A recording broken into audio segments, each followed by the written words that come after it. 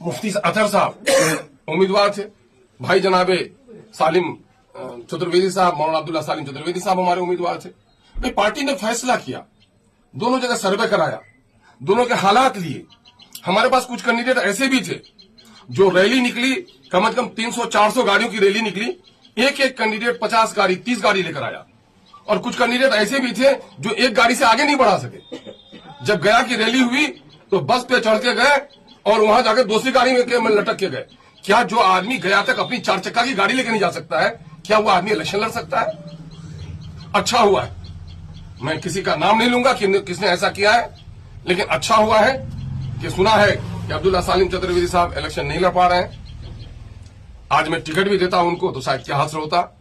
और जहां तक भाई जनाबे मौलाना वो मुफ्ती अतहर जावेद कासमी साहब वो इलेक्शन लड़ रहे हैं, मैं उनके लिए दुआ करता हूं कि अवाम में उनकी कितनी पजीराई उसका अंदाजा हो जाएगा।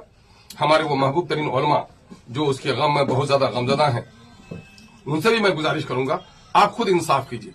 आप आलिम दीन हैं, क्या कसम खाने और कसम के तोड़ने का आम आदमियों को कितनी आप रजील कहते, लेकिन आपके बिरादरी ने कस्में खाकर कस्में तोड़ी हैं, तो जरा उसको भी।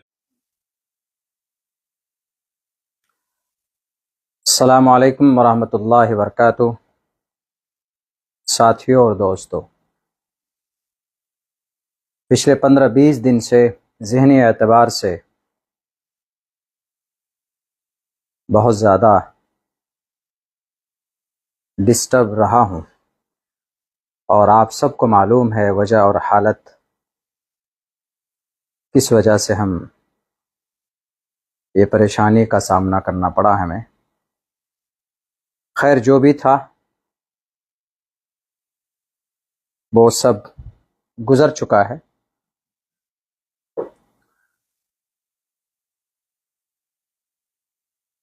और ये कुछ बातें आपके सामने लेकर हाजिर हुआ हूँ। चाह नहीं रहा था मैंने अब सोच लिया था कि अब मुझे कुछ बोलना नहीं है, कुछ कहना नहीं है। जिसको अपना सब कुछ माना, पीछे से उन्होंने ही वार किया, तो इसीलिए अब कुछ नहीं रह सकता, किससे गिला और शिकवा करें।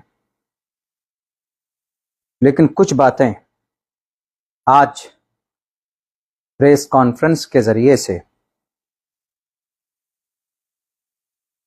बिहार के सूबाई सदर जनाब अख्तरुल इमान साहब ने पेश की, उनका जवाब देना बहुत ज़रूरी है और उनसे सवाल भी करूँगा। उन्होंने सफाई पेश की है, उनका हक है, कर सकते हैं, और वो अपने पार्टी के तईं अपनी बात रख सकते हैं।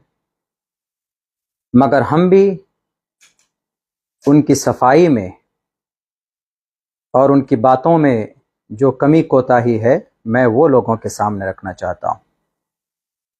मजलिस इत्तेहादुल मुस्लिमीन, इसमें कोई शक नहीं है कि बिहार में सन 2020 के अंदर यहाँ के लोगों ने उसको कामयाब किया, यहाँ के आवाम ने उसको हाथों हाथ लिया। उन्होंने अपने प्रेस कॉन्फ्रेंस में एक बात यह कही कि जो लायकमंद थे, टिकट के हकदार थे, जो सीट निकाल सकते हैं, हमने उनको टिकट दिया। उनमें से एक बात बीच में मेरे ताल्लुक से कही गई कि अब्दुल्ला साहब इलेक्शन नहीं लड़ पाएंगे और शायद हम उनको टिकट देते तो क्या होता।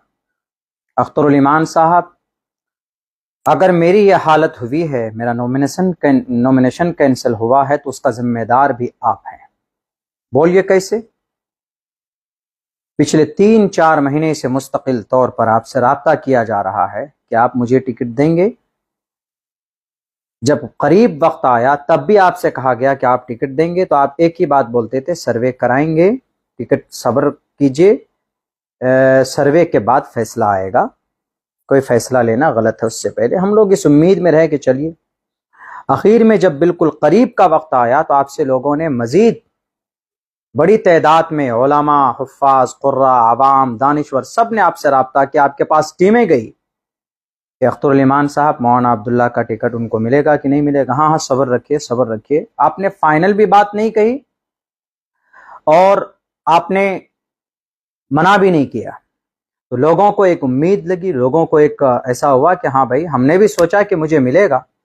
और जब बिल्कुल करीब का वक्त आया, नॉमिनेशन का डेट जब करीब आया, नोटिफिकेशन जारी हो गया 13 तारीख को, हमने अनार कटाया। इस उम्मीद के साथ हमने फॉर्म तभी भराना हमने शुरू किया, अपने वकील को कह के हमारा फॉर्म भरा गया, रखा हुआ कि हमें टिकट लेकर आएंगे, सिर्फ असेंबल लगाना और नॉमिनेशन हम दाखिल करेंगे। तब भी आपसे कहा गया, लेकिन आपने तब भी उसको डिस्क्लोज नहीं किया। अख्तरुल ईमान साहब, आपका हक है, आप टिकट जिसको दीजिए, आपका हक है, आप गरीब को दीजिए, अमीर को दीजिए, फकीर को दीजिए, कार्यकर्ता को दीजिए, वह आपका अधिकार है। लेकिन एक बात यह बताइए कि जब टिकट में देरी हुई, हमारा फॉर्म मुकम्मल रेडी था, हमारे पेपर रेडी थे, सब कुछ कि हम टिकट लेकर आएंगे, टिकट का सिंबल लगाएंगे, हम वहां पर दाखिल करेंगे। मेरा कैंसिल कैसे हुआ? नॉमिनेशन हमने दिया निर्दलीय से, और भाग 1 भाग 2 भाग 1 भरा जाता है, पार्टी का कैंडिडेट होता है, भाग 2 भरा जाता है, निर्दलीय का होता है। हमने पहले का जो फॉर्म हमारा भरा था, टिकट वाला फॉर्म, वो हमने सबमिट किया, उसके साथ फॉर्म 2 भी, भाग 2 भी भर दिया था। जिम्मेदार कौन बना बताइए? आपकी उम्मीद पर आप मुजरिम हैं, सरासर मुजरिम हैं। आप ये बोलते हैं, आप ये कहते हैं कि जो हकदार होगा उसी को, तो 5 महीना पहले, 6 महीना पहले ऐलान करके आप उनको कहिए कि आपको टिकट दिया जाएगा। आप तैयारी कीजिए, वाजे कीजिए। अगर कोई 10 कैंडिडेट हैं तो 10 को बुलाइए और कहिए कि हमने सर्वे करा लिया है, हमने तहकीक करा ली है, फला आदमी इस लायक नहीं है कि वो जीत पाएंगे, आप और मजीद मेहनत कीजिए, आपके अंदर ये कमी, आपके अंदर ये कमी। अगर क़यादत की बात करते हैं तो पहले से प्लानिंग होगी आपकी। ऐन वक्त में क्यों आप दूसरों का सहारा लेते हैं, ऐन वक्त में फैसला करते हैं, और आप दुहाई देते हैं कि आरजेडी और जदयू वाले तो अभी ऐलान नहीं किया, हम कैसे करेंगे। अगर आप उसी की दुहाई देते हैं, उसी का उदाहरण देते हैं, तो फिर आप पार्टी अलग से किस लिए हुए? जब आप उसी के नक्शे कदम पर चलना चाहते हैं तो फिर क्या मतलब हो गया मजलिस इत्तेहादुल मुस्लिमीन का? आसान और क्लियर कर सकते हैं आप। क्या आपके सामने में मेरे लोग नहीं पहुंचे? क्या मैं नहीं पहुंचा? जिस दिन कसम खिला रहे थे आप, पहली बात तो यह कसम खिलाना, शरीयत के नाम पर आप सियासत करते, क्या यह गलत नहीं है? आप अपनी सियासत के लिए शरीयत का इस्तेमाल करते हैं। क्या अगर कोई कसम खा लिया तो पूरी जिंदगी आपका नौकर बनकर रहेगा? क्या पूरी जिंदगी आपके लिए सिर्फ कुर्सियां बिछाएगा? पूरी जिंदगी आपके लिए सिर्फ कार्यकर्ता बनकर रहेगा? कसम खिलाकर बांधना चाहते हैं आप? पहली बात तो आपका यह अमल बिल्कुल सरासर गलत है, गलत है। हमने किया वह हमारी नादानी थी, हमने सिर्फ इस उम्मीद पे कर लिया कि चलो हमें टिकट मिलेगा। उसके बावजूद भी हम गए किशनगंज, हमने कहा कि अख्तर साहब जरा ये बताइए हमारे नाम का है या नहीं, हमें बता दीजिए, हम चले जाएंगे। बताइए, हमने ये बात आपके सामने बोला कि नहीं बोला? आप बोले कि मौलाना सर्वे चल रहा। कौन सा सर्वे है भाई? उस दिन आपने सर्वे रिपोर्ट हमें दिखाया कि सर्वे के अंदर में सरफराज साहब नंबर 1 पे चल रहे हैं। मेहनत हम करें, सर्वे सरफराज का कीजिएगा? मेहनत कार्यकर्ता करेगा, आप किसी और का सर्वे कराइएगा। आपने बोला कि सर्वे के अंदर में आपके बाद में फलां साहब का नाम है, तो हमने कहा कि फिर क्या डिसीजन है? उसी दिन बोलते आप कि सर्वे में फलां साहब का नाम है। मौलाना आप इस बार रुक जाइए, एक जिम्मेदारी वाली बात यह होती, आपकी कायदाना बात यह होती, लेकिन आपने चूंकि खयानत की, आपने चूंकि दजल से काम लिया, आपने घेर कर रखा। आपने क्या कहा? अच्छा फिर और सर्वे करा रहे। आखिर कौन सा, कितना ऐसा सर्वे है भाई? दूसरी बात, आपने यह कहा कि मौलाना सक्षम नहीं है। बताइए जरा अख्तरुल ईमान साहब, अमोर में, किशनगंज में हमारे जो कि हाट के 3 मुखिया, उनमें से 2 प्रेजेंट मुखिया थे, एक डीलर और एक समिति, ये लोग जाकर आपको नहीं बोले कि अख्तरुल ईमान साहब अगर आपको लगता है कि अब्दुल्ला सालिम कमजोर है तो आप सिर्फ चेहरा उसका होगा और हम लोग उनके साथ खड़े हैं। जो अखराजात हैं पार्टी के, जो भी अखराजात हैं, 10, 15, 20, 25 जो भी अखराजात हैं, हम देने के लिए तैयार हैं। 3 मुखिया, बल्कि 4 मुखिया, एक समिति, एक बिजनेसमैन आपके पास नहीं पहुंचे? एक दिन नहीं, कम से कम 4-5 दफा आपके पास पहुंचे, मेरी बात को लेकर पहुंचे। वो लोग अपने से गए, लेकिन आपने क्या कहा? अच्छा फैसला करते हैं, अच्छा सर्वे करते हैं। आपको उसी दिन बोलना था। आपसे 2 महीना पहले, गालिबन 2 या 2.5 महीना पहले मैं इस्तीफानामा लिखकर आपके पास गया था। मैंने कहा कि सर ऐसा है, मुझे इलेक्शन समझ में नहीं आ रहा है, हमको ऐसा लग रहा है कि आपने किसी और को कैंडिडेट बना दिया, अब ये मेरा इस्तीफानामा कबूल कर लीजिए, मैं अपना रास्ता देख लूंगा। बोला कि नहीं बोला आपको किशनगंज में अख्तरुल ईमान साहब? लेकिन आपने क्या कहा कि मौलाना आपका इस्तीफानामा कबूल नहीं है, सब्र रखिए, आखिर वक्त अब हम सर्वे करा रहे हैं, उसका फैसला जल्दी आएगा। आपको उसी दिन मना करना चाहिए। आपने उसी दिन कैंडिडेट बना लिया था जिस दिन वह शख्स ज्वाइन किया था।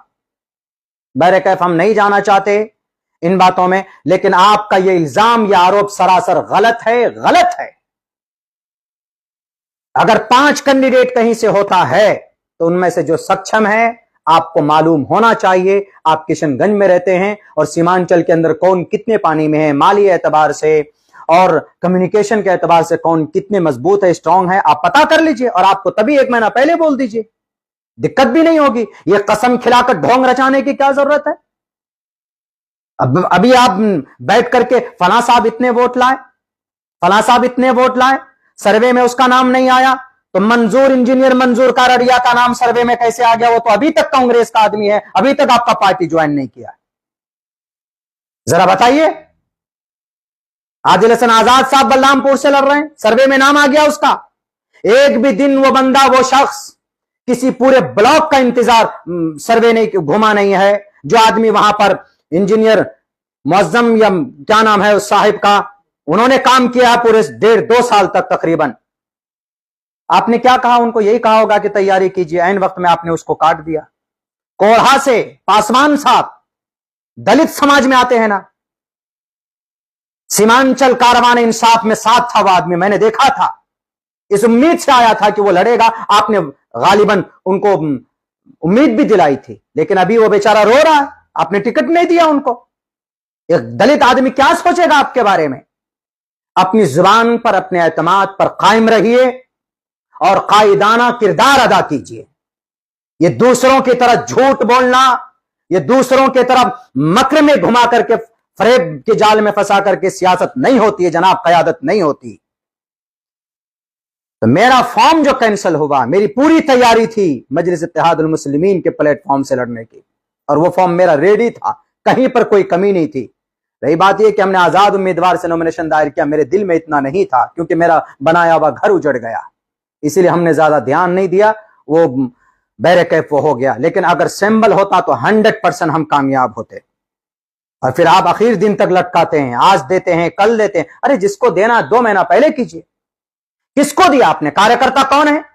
कोचा धामन के सरवर साहब कार्यकर्ता हैं, बहादुरगंज के कैंडिडेट कार्यकर्ता हैं आपके, ठाकुरगंज के कैंडिडेट कार्यकर्ता हैं आपके, किशनगंज के जो कैंडिडेट है बेचारा इसहाक साहब, वसाइल के एतबार से कमजोर जरूर है, लेकिन हिम्मत और हौसले के एतबार से आपके मौजूदा कैंडिडेट ये अभी आए हैं इलेक्शन लड़ने के लिए, लेकिन वो लोग आपके साथ 11 साल से जुड़े हुए थे। बड़ी बड़ी बातें करते हैं, मैंने लिख के रखा हुआ है। आपने ये कहा कि आप कस्में खिलाते हैं, कस्में किया, वादा किया, आप ब्लैकमेल करते हैं। आप ब्लैकमेल करने के लिए आपने ये बनाया था। आपको कस्में उनको खिलाना चाहिए था जो आपका कैंडिडेट है। क्यों नहीं खाया कस्में आपका? यहां के हमारे जो कि हमारे अररिया के इंजीनियर साहब, क्यों नहीं कस्में खिलाया आपने उनको? आदिल साहब क्या कैंडिडेट नहीं? क्या वो खुदा है, फरिश्ता है? वो कभी छोड़कर नहीं जा सकता। पहले और पार्टी में था, MIM में। सियासी लोगों का एतबार होता है। क्या आप हजरत जिब्राइल अमीन है? क्या आप नूरी मखलूक हैं? आपसे गुनाह नहीं हो सकता। आप दल नहीं छोड़ सकते। पूरी जिंदगी कस्में खा के पूरी जिंदगी बांध कर रखना चाहते हैं आप। सरासर यह आपका फेल, आपका गलत है। आप ब्लैकमेल करना चाहते हैं। फला ने लिख के दिया, फला ने लिख के दिया। अररिया के अंदर में राशिद साहब अगर 9,000 वोट लाए तो यहां पर उन्होंने खड़ा किया था पार्टी को। नहीं बनाना था अररिया में राशिद साहब को, तो बोल देते, 2 महीना पहले बोल देते ना। क्या राशिद साहब ऐसा है कि वहां कोई मजबूत कैंडिडेट ढूंढ रहे हैं इस बार, जो ज्यादा वोट ला पाए, तो बेचारा अपना उसी हिसाब से जहन प्रिपेयर करके रखता। हर 10 दिन के अंदर अंदर यहां जाओ, वहां दौड़ो, टिकट हो रहा है कि नहीं हो रहा, इधर उधर, ये सारी चीजें बंद कीजिए। दूसरी बात यह है, हमारे लोग गए थे पूरी तैयारी के साथ आपके पास कि जो खर्च अखराजात होगा सर बता दीजिए, हम तैयार हैं। लेकिन आपने अच्छा, अब एक बात ये हो, आप ये भी कि आपसे सवाल किया गया, आपसे लोगों ने कहा कि जरा ये बताइए कि पार्टी फंड में, मैं भी जानता हूं, मैंने जस्टिफाई किया, मैंने आज तक आप पर आरोप नहीं लगाया। पार्टी फंड में खर्च होता है, मैं मानता हूं, पार्टी चलाने के लिए, पार्टी ऑफिस को चलाने के लिए कुछ वर्कर होते हैं, कुछ चीजें होती है, यकीनन पैसा खर्चा होता है, लेकिन पार्टी भी तो खर्चा करती है ना। सपोज दैट अभी बैरिस्टर साहब आएंगे, आपने क्या कहा प्रेस कॉन्फ्रेंस में, 1 करोड़ में बात भी है, तो कौन देगा ये पैसा? अगर हम आवाम ही देंगे, कैंडिडेट देगा, तो फिर पार्टी का झंडा उठाने का क्या मतलब? कैंडिडेट बेचारा खर्चा भी करेगा, कैंडिडेट बेचारा रैली को भी कामयाब करेगा, और कैंडिडेट बेचारा पार्टी फंड में चंदा भी देगा। तो फिर जनाब जो राष्ट्रीय अध्यक्ष हैं, जो जिम्मेदार हैं मेन, वो हेलीकॉप्टर में भी घूमेगा तो वह खर्चा अगर वर्कर ही देगा, तो फिर आपकी क्या जरूरत, पार्टी की क्या जरूरत कि पार्टियां खर्चा नहीं देती? कैंडिडेट को क्या सैंबल देने के बाद में उनको फंडिंग नहीं करती? इलेक्शन कमीशन के गाइडलाइन के हिसाब से जो खर्च देने के लायक है वो नहीं देती? देते हैं आप, नहीं देते हैं, तो फिर आपका झंडा और आपका इस तरह की बातें, तो फिर क्या फायदा आपके झंडा उठाने का लोगों को? जब सब काम आवामी करेंगे तो फिर बैरिस्टर साहब को हैदराबाद से यहां पर आकर उनको प्रचार करने की क्या जरूरत? बोलने की अगर जरूरत है कि नहीं, बोलने वाला चाहिए तो अल्हम्दुलिल्लाह एक तरफ खड़ा हो जाइए और एक तरफ इस नाचीज को खड़ा कर दीजिए। जहां तक कभी उम्मीद है कि कहीं पर भी ये नाचीज कम नजर नहीं आएगा आपको बोलने में, और सीमांचल की धरती पर एक से एक बोलने वाले आज भी मौजूद हैं। कौम के तई हमदर्दी अगर वफादारी है तो ईमानदारी से कीजिए, जाब्ते से कीजिए। आज लोग तैयार हैं। लोगों ने देखा कि बहुत अच्छी बातें चल रही है, क़यादत की बात चल रही है। जनाब आप तो 5 कैंडिडेट को टिकट बांटने में आपकी क़यादत फेल हो गई। आपको ये करना चाहिए था कि 2 महीना पहले बुलाते, आप 5 को बैठकर बात करते कि देखिए फलां साहब ज्यादा बेहतर हैं, आप में से किसी एक को कैंडिडेट बनना है, फलां साहब पार्टी की सर्वे के अंदर है। पार्टी सर्वे आप पता नहीं, आप सर्वे लास्ट तक लेकर जाते हैं, ये जाब्ता नहीं होता है। और दूसरी पार्टी का उदाहरण देते हैं आप, आरजेडी से देते हैं, कांग्रेस का देते हैं, वो अपने ही मजबूत पुराने कार्यकर्ता में से किसी एक को चुनता है। 10 साल से मेहनत कर रहा, उसमें से किसी एक को चुन लिया। 22 के अंदर में अब्दुल सुभान साहब पुराने हैं, उनको चुना गया है। और जनाब वहां देख लीजिए आप, आपके कोचाधामन के अंदर में एक बड़ा लीडर आया है, आरजेडी ने उसको चुना है। लेकिन यह है कम्युनिकेशन, समझौता, बातचीत, तसल्ली, ये होती है। 5-5, 6-6 लोग रहते हैं हर जगह पर, मानता हूं मैं, लेकिन पार्टी की जिम्मेदारी बनती है, आला कमान की जिम्मेदारी बनती है, जो सदर होता है उसकी जिम्मेदारी बैठती है कि बैठ करके समझाएं, वीडियो ना बनाएं। ये वीडियो बनाकर आप लोग वर्गलाते हैं, ब्लैकमेल करते हैं।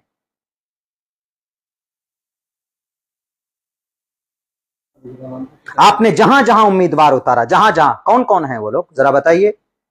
कोचाधामन में सरवर साहब कितने दिन पहले आए? किशनगंज के अंदर में वो नौजवान कितने दिन पहले आया? ठाकुरगंज के अंदर में वो कितने दिन पहले आए? आपने फिर वही गलती की। जहां तक मैं समझता हूं, लोग अगर हमसे आज की स्थिति में, अगर आज की डेट में ये कहेंगे कि मौलाना वोट किसको करना है, तो आपने उन्हीं कैंडिडेट को फिर बनाया है, उन्हीं को उम्मीदवार बनाया जिस पर आपने विश्वास, आपने कैंडिडेट बनाया। उनको अगर वोट दिया जाएगा तो डायरेक्ट वो लोग आरजेडी में जाएंगे। तो जब आप वो लोग भागकर आरजेडी में जाएंगे ही, तो फिर ये बताइए कि आपको किस लिए वोट करें, ये बता दीजिए आप। मैं मजबूर हूं ये वीडियो बनाने पर, क्योंकि आज आपने हद से ज्यादा बातें कही, कीचड़ उछालने की आपने कोशिश की। आप खामोश हो जाइए, ये भी जुबानें खामोश हो जाएंगी।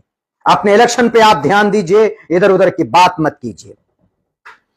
8 साल से आपके साथ काम करते हैं, आपके अहंकार को हमने देखा। पहले कुछ और थे, आज के जमाने के अंदर में आप मगरूर हो गए। एक सवाल का और जवाब, मेरा सवाल आपसे यह है, सीमांचल में कितने मुसलमान, आप मुसलमान की क़यादत की बात करते हैं, सीमांचल में कितने मुसलमान हैं जरा बताइए। सीमांचल में तकरीबन 60 लाख मुसलमान हैं। पूरे बिहार के अंदर में तकरीबन 3.25 करोड़ मुसलमान हैं। 60 लाख 70-75 लाख मुसलमान सीमांचल में हैं। सीमांचल में सिर्फ मुसलमानों को क़यादत की जरूरत है, पूरे बिहार के मुसलमानों को क़यादत की जरूरत नहीं है। इस सवाल का जवाब आपको देना होगा। आप सीमांचल के मुसलमान, पूरे बिहार के मुसलमान नहीं, पूरे भारत के मुसलमानों की चिंता कीजिए। और फिर जो लोग आपके साथ दिल से जुड़े हुए हैं, अगर आप वो कैंडिडेट के लायक नहीं है, कोई और आदमी कैंडिडेट के लायक है, तो उसको एतमाद में लेकर यह फैसला कीजिए कि फलां साहब ऐसा है, ताकि आपसे आपका यह पुराना साथी न टूटने पाए। जितने भी लोग 3-4 लोग अभी खड़े हमारे नजरों के सामने हैं, उनमें से कौन रुकेगा जरा बताइए तो। क्या गारंटी है जिनको आपने टिकट दिया है कल नहीं भागेगा? आपने कहा कि 24 क्रेट का जो सोना होगा हम उसी को टिकट देंगे। पता चला कि जनाब, जो आदमी आपको घुटने टेक कर गाली देता था, जो कि हाथ में, आपने उनको कैंडिडेट बना दिया। क्या पैसा सिर्फ कैंडिडेट बनाया जाता? आप सिर्फ ये या तो अपना बिल्कुल स्टैंड बाजी कीजिए कि क़यादत खड़ी करने के लिए मुखिया लोग आए, क़यादत खड़ी करने के लिए सरपंच लोग आए, क़यादत में झंडा गाड़ने के लिए पैसा वाला ही जरूरी है, बाकी कार्यकर्ता कमजोर होगा। अरे पार्टी का सच्चा वफादार जो होता है, पार्टी उसको खड़ा करती है। अगर पैसों के एतबार से कमजोर हो जाए तो पार्टी उसको फंडिंग करती है। यही निजाम आज भी है बहुत से जगहों के ऊपर में। क्या पार्टी फंडिंग नहीं करती? करती, लेकिन नहीं, आप लोग जर्रा बराबर 1 रुपए तक गालिबन, मुझे जहां तक पता है, आप खर्च नहीं करते हैं। तो अच्छे लोग कहां से मिलेंगे? मैं आप पर पैसों का कोई आरोप नहीं लगा रहा हूं, मैं लगाना भी नहीं चाहता, लेकिन जो बातें आज आपने कही है प्रेस कॉन्फ्रेंस में, निहायत गलत बात कही आपने।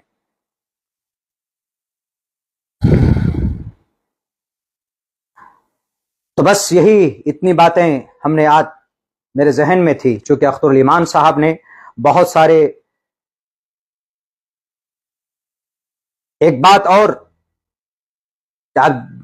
टिकट देने में जाहिर सी बात है मनमुटाव होता है। आप भी जानते हैं इस बात को कि हम फलां साहब को टिकट देंगे तो फलां साहब का मनमुटाव होगा। आपके पास में क्या है इस बीमारी को, इस मनमुटाव को दूर करने के लिए? है कोई चीज? नहीं है। आप तो बात नहीं करते। आपका युवा अध्यक्ष फोन नहीं उठाता है, गाली इतना बोलता है, वो शख्स इतना बोलता है गाली। एक कौम की क़यादत और एक गाली बकने वाला शख्स, धमकी देने वाला आदमी, कैसे हो सकता है भाई? हम में से बहुत सारे नौजवान कह रहे होंगे मौलाना को टिकट नहीं मिला तो मौलाना इतनी सारी बातें कर रहे। मेरे नौजवानों, टिकट का दर्द नहीं है, गलत आदमी को टिकट दिया गया है। गलत आदमी को देता वो किसी कमजोर और गरीब आदमी को, ईमानदार होता, सही होता, हम कभी भी, मेरी जुबान से एक लफ्ज नहीं निकलता। सन 2020 में भी मैंने सपोर्ट किया कि नहीं किया? बगावत तब भी कर सकता था। जिस दिन अख्तरुल ईमान साहब हमको बुलाया, वहां पर अमोर के अंदर बुलाया, हमसे कहा कि मौलाना मेल मिलाप की जो बातें हो सकती थी, हमने कहा कि सर मैं आज भी आपके साथ, जिस आदमी को आपने टिकट दिया मैं कभी भी उसको समर्थन नहीं दे सकता। आप मुझे नहीं लड़ाना चाहते, कोई बात नहीं, मैं नहीं लड़ूंगा। मैंने ये बात कही है, नहीं है मुझे मेले बनने का शौक। अल्लाह का फजल है, उत्तराखंड में खड़ा हो जाऊं, तेलंगाना में खड़े हो जाऊं, आंध्र प्रदेश में खड़ा हो जाऊंगा, कम से कम 2 आदमी तो जरूर इस बच्चे को पहचानने वाले मिलेगा। अल्लाह ने जरूर इतनी मोहब्बत दी है मुझे नहीं है शौक, लेकिन कैंडिडेट खड़ा कीजिए तो ऐसा कैंडिडेट खड़ा कीजिए जो आपके आइडियोलॉजी से मैच करता हो। जो कि हाथ के अंदर में आपने जो कैंडिडेट खड़ा किया है, क्या वो जीतेगा तो कितना दिन रुकेगा? शाहनवाज साहब तो 1.5 साल रुके थे, ये शख्स 1.5 महीना नहीं रुकेगा। ये लिख लीजिए आप। आपने सन 2020 के इतने बड़े दर्द से आपने कोई कुछ हासिल नहीं किया। किसने मजबूर किया आपको अच्छे लोगों को कैंडिडेट न बनाने पर? आप बोल रहे हैं कि किसी की मजाल हुई आरजेडी के अंदर में टिकट कटा। आरजेडी के अंदर में मजाल नहीं, समझाया गया, मनाया गया। जाकिर साहब को टिकट नहीं दिया गया अररिया में, आबिदुर रहमान साहब को दिया गया तो खुद राहुल गांधी ने बुलाकर मनाया, समझाया, फोन के जरिए से बताया उनको कि जाकिर साहब सब्र कीजिए, आइंदा आपको मौका मिलेगा। कुछ बात होती है मनाने के लिए। अरे पार्टी का वर्कर किस चीज का भूखा होता है? आपकी हिमायत का, आपसे बात करने का, आपकी हिम्मत अफजाई का भूखा होता है। वरना किसको क्या, कौन नेता किसको क्या देता है? अख्तरुल ईमान साहब, आपने किसी का घर बनाया? आपने किसी को दौलत दी? नहीं दी। आप एक नई पार्टी लेकर आए, उम्मीद जगी तो लोग आपके लिए जान कुर्बान करने के लिए तैयार। बहुत सारे नौजवान वर्करों के झगड़े होते, मार खाते हैं, तब जाकर आपके लिए आवाज बुलंद करते हैं, लेकिन कभी भी आप उनके लिए फोन कॉल नहीं करते। एक बच्चा मारा गया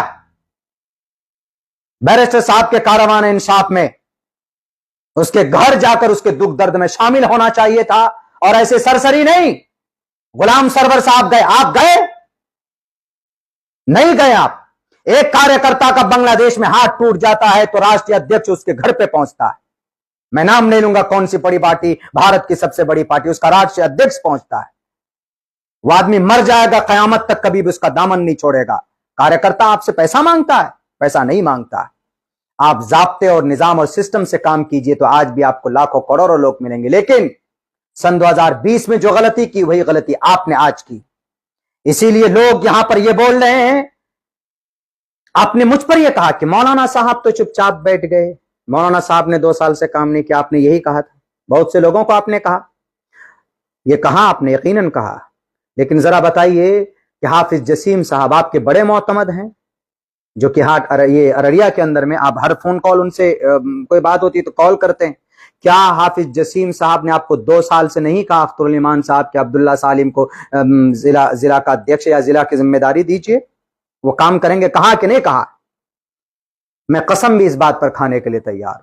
क्यों नहीं बनाया आपने जनाब? क्यों नहीं जिम्मेदारी दी आपने? आप जब आपके सामने जाते थे तब मौलाना वहां काम कीजिए। कभी आपने फोन करके कहा कि अब्दुल्ला साहब वहां टीम नहीं बनी, बनाइए, अब्दुल्ला साहब यहां ये करना? जब आप एमएलए बने हैं अमोर से, एमएलए बनने के बाद से लेकर अभी तक 5 साल होते हैं, आपने 5 मर्तबा कॉल नहीं किया पार्टी के तई। कहां संगठन है आपका? अररिया में संगठन है जिसको आपने बड़े सर को दिया, अध्यक्ष बनाया। पूरे अररिया के अंदर में संगठन बना हुआ है आपका? नहीं बना हुआ है। सीमांचल में संगठन नहीं है आपका। आपके किशनगंज में भी मैं समझता हूं कि संगठन नहीं है। बलरामपुर कटिहार के अंदर में आपने जिसको जिम्मेदारी दी, आपने क्या कहा कि 3 महीने तक संगठन नहीं बनाना है वहां पे? क्यों कहा आपने? आदिल साहब ने नहीं कहा? पूरी दुनिया छोड़िए, गिला शिकवा किससे करें? और आप कहते हैं कि मौलाना को अगर टिकट देते तो हमारी तैयारी पूरी थी। जनाब, टिकट आपने नहीं दिया, इसीलिए हमारे साथ में यह हादसा इसलिए हुआ कि चूंकि हम मुकम्मल तौर पर मुस्तैद थे भी नहीं। जब हमारा घर ही उजड़ गया तो अब जनाब हम झोपड़ी में रह करके क्या करेंगे? बहरे कैफ ये सारी बातें थी। आप किसी पर आरोप मत लगाइए, कुछ भी मत लगाइए, और आप ये मत समझिए कि सीमांचल के अंदर सिर्फ आपको बोलना आता। हम आपका एहतराम करते हैं। स्टेज पर जब आप होते हैं तो आप 2 मिनट का वक्त देते हैं तो नाचीज अब्दुल्ला 1 मिनट में अपनी बात पूरी कर लेता, सिर्फ इसमें आपके एहतराम में कि नहीं सदर साहब बैठे हुए हैं।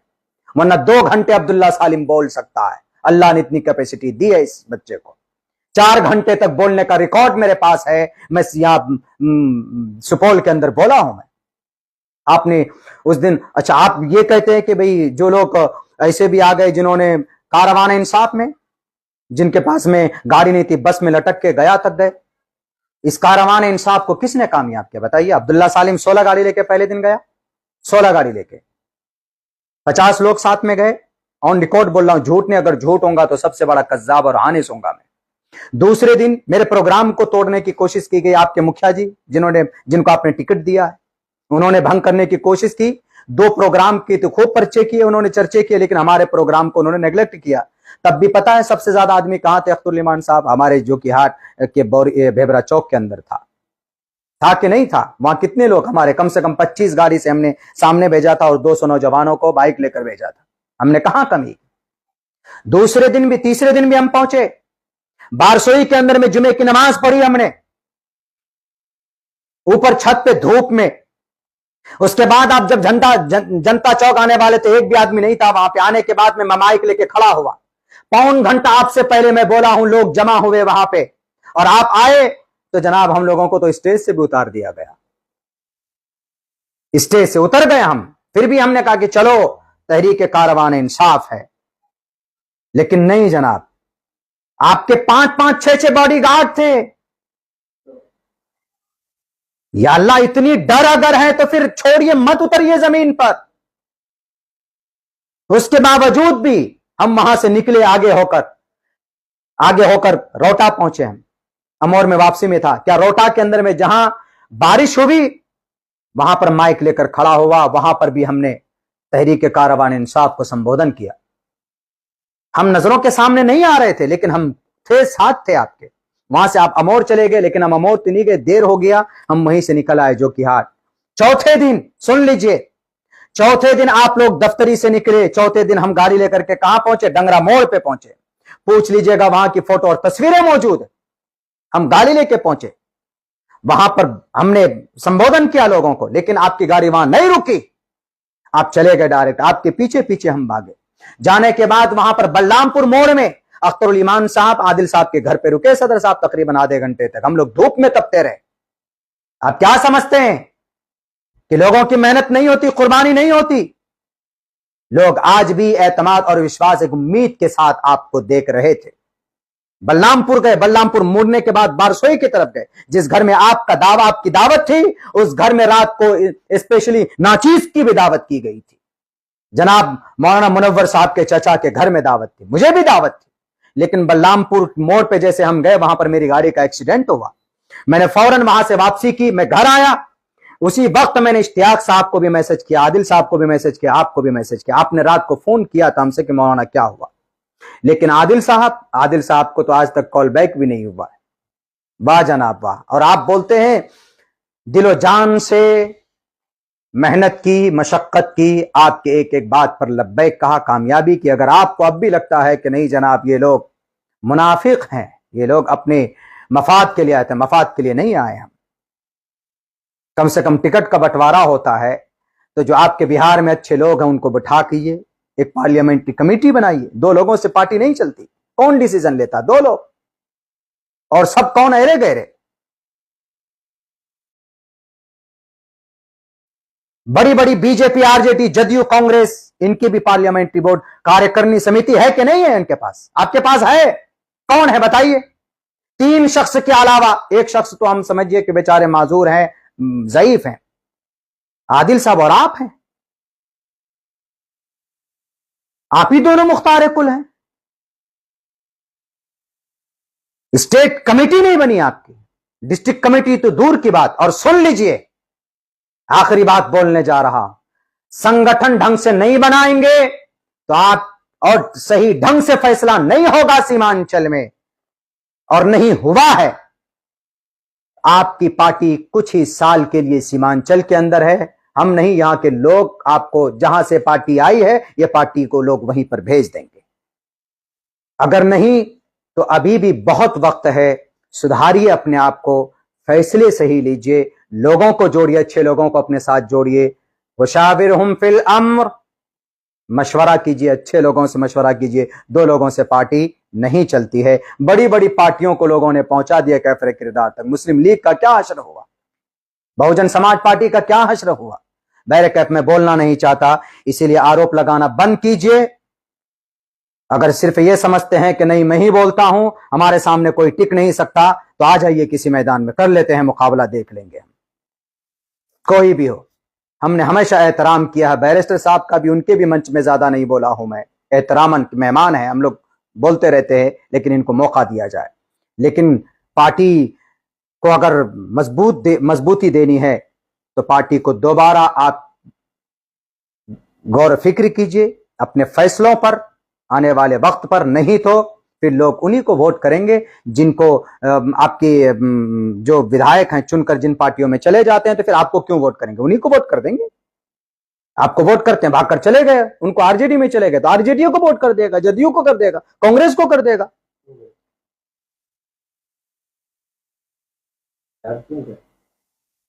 नहीं, वही तो बात है, वो 4 क्यों गए? नहीं देते उनको टिकट। हमने मना किया था ना आपको कि मत दीजिए शाहनवाज को, नहीं मानी मेरी बात आपने। और अब भी मैं कह रहा था कि मत दीजिए इस शख्स को, लेकिन आपने दिया।